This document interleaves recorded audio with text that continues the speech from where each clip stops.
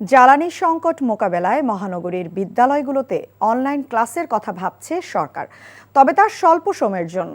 মঙ্গলবার বরিশালে মাধ্যমিক ও উচ্চ মাধ্যমিক শিক্ষা বোর্ড ও বরিশাল অঞ্চলের আওতাধীন কেন্দ্র সচিবদের সাথে মতবিনিময় সভায় তিনি একথা বলেন।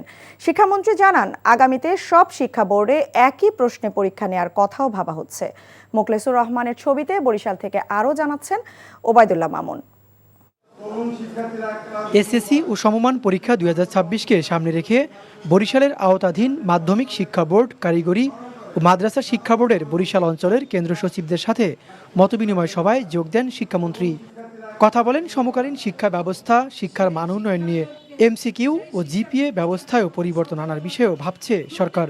আগের সরকার শিক্ষা খাতে জিডিপির 2%-এরও কম বরাদ্দ রাখলেও বিএনপি সরকার শিক্ষাকে অগ্রাধিকার দিচ্ছে জানিয়ে মন্ত্রী বলেন, আগামী অর্থবছর থেকে শিক্ষায় জিডিপির 5% বরাদ্দ রাখবে সরকার।